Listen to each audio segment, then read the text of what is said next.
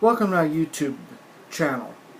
I apologize for not posting yesterday. We had some technical difficulties, and I thought I would take today to talk a little bit about some current events. We'll pick up again with the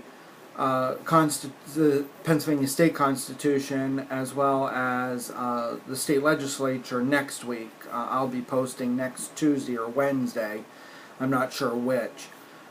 We're going to go down to just one video a week at the moment, and then as popularity starts to generate, we can possibly do more videos, but at this point we'll just do one video.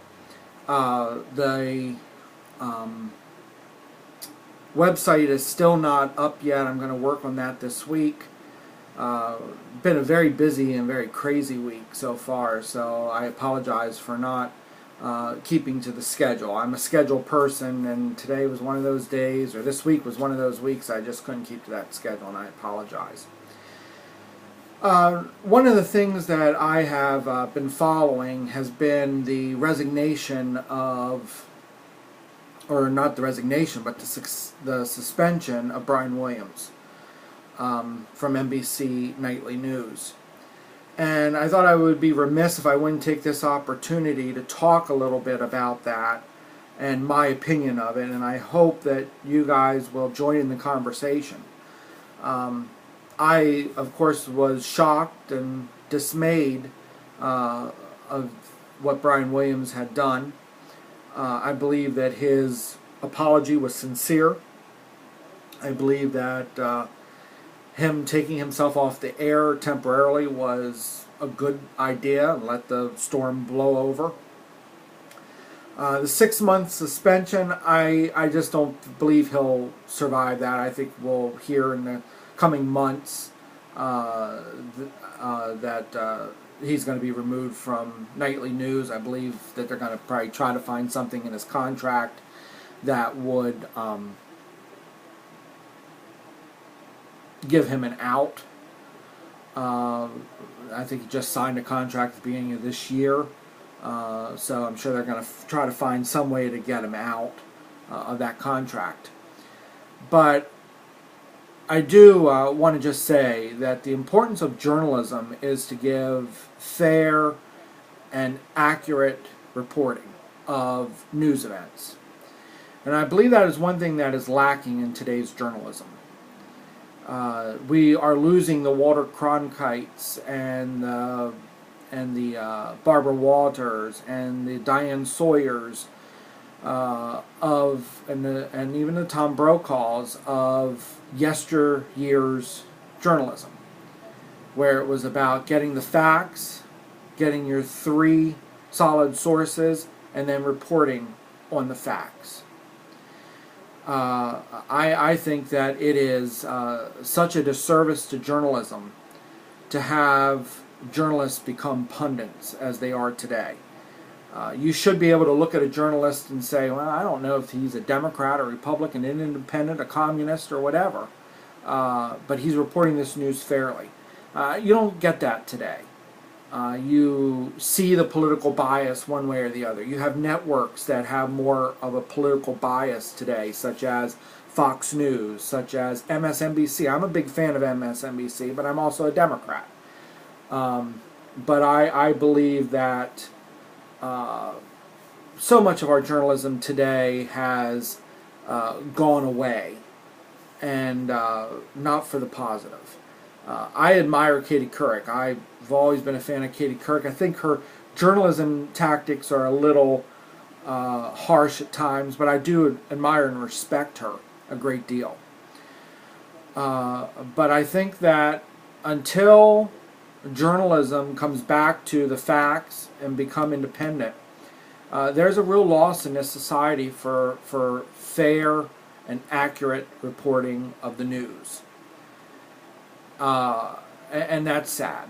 That's sad. You know, Fox News, I'm not a big fan of Fox News, but everyone knows they're unbalanced. Fox News, even though they call themselves Fox News, Fox is still an entertainment channel. And not all their reports are bad. MSNBC, you know, some of their reporting is inaccurate, but far more of it is very accurate. I think Brian Williams made an error. He apologized for that error. He's paying for that error. And I believe that what would be best for MSN, or what would be good for NBC News, is to let this blow over in 6 months and don't make any decision until that 6-month time period. And at the end of that 6-month time period, make a decision as to keep them or not. I believe it would be unfair to say right now, remove them. This may well blow over, and he may be okay with it. So shifting from that, the other thing that I think is in the news that is of great importance is what's going on with ISIL.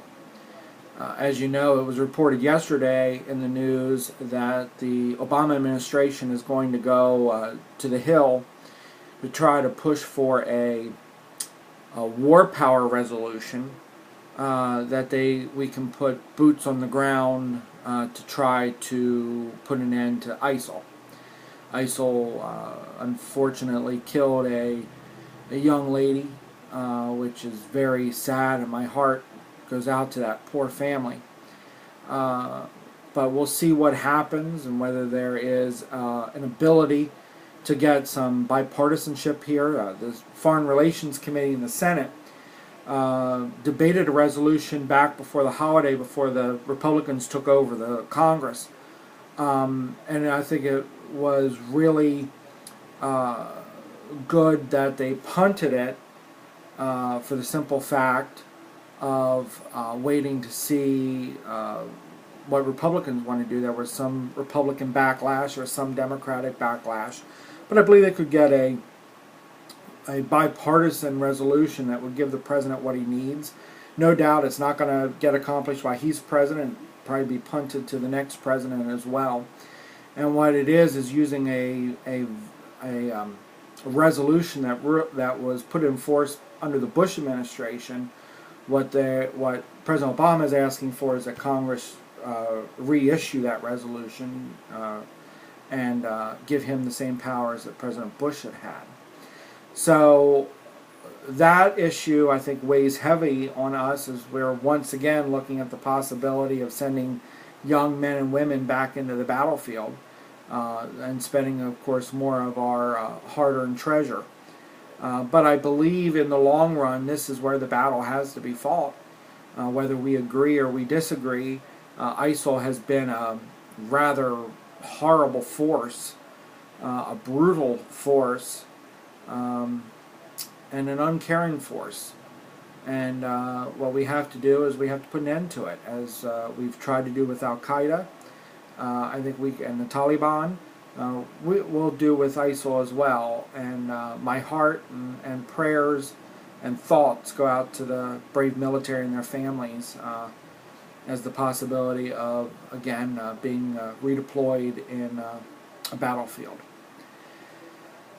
On another note is this coming weekend is Valentine's Day, and I've never been a wishy-washy type person when it comes to Valentine's Day. My one uncle used to say Valentine's Day was another day for Hallmark to sell Valentine's Day cards. But I do hope that you'll think of those that you love and give them a little special note to let them know how much you appreciate them and for all that they do for you. I know I will do it, and I hope you do as well.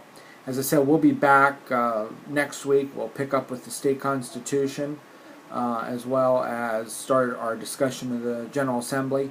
I'll post on Facebook what we're going to do or what the schedule is, and we'll go from there. But I hope everyone has a very happy Valentine's Day on Saturday. I hope it's filled with romance and love, and I pray that everyone has a safe weekend. I know they're calling for some more snow, possibly for Boston and the New England area. I pray for them, and I look forward to our discussion on this topic and any other topic that you want. Again, you can email me at chadandrewgeorge@hotmail.com. You can also Facebook me at chadandrewgeorge, and make sure you like our page as well. And I look forward to next week. Have a great weekend, everybody. Thanks. Bye.